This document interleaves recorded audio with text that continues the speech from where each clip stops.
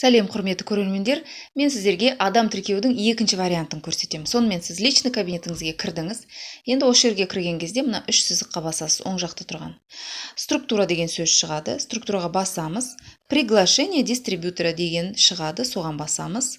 Мына жерде сіздің реферальный ссылкаңыз шығады. Ваша реферальная ссылка. Мынаны копировать етіп аласыз. Копировать текст ссылки болмаса копировать адрес ссылкиге бассаңыз, все копирование болды. Енді кіреміз, например, WhatsApp-қа кірдік. Кірдікте мінекей.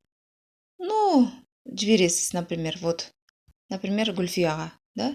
Мына жерге вставить бастық и жібере салсаңыз бітті. Ол кіреді де мына жаққа.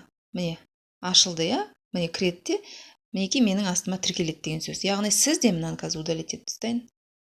Яғни сіз де тура осылай өз адамыңызды тіркей аласыз. Ол бірақ адам сіздің астыңызға тіркеліп кетеді, егер де осылай жасайтын болсаңыз. А егер де сіз өзіңіздің астыңыздағы адамға соның астына адам тіркеймін десеңіз, онда тағы да көрсетіп жіберейін бірден. Мына соңғы нөмірлерді алып тастайсыз да.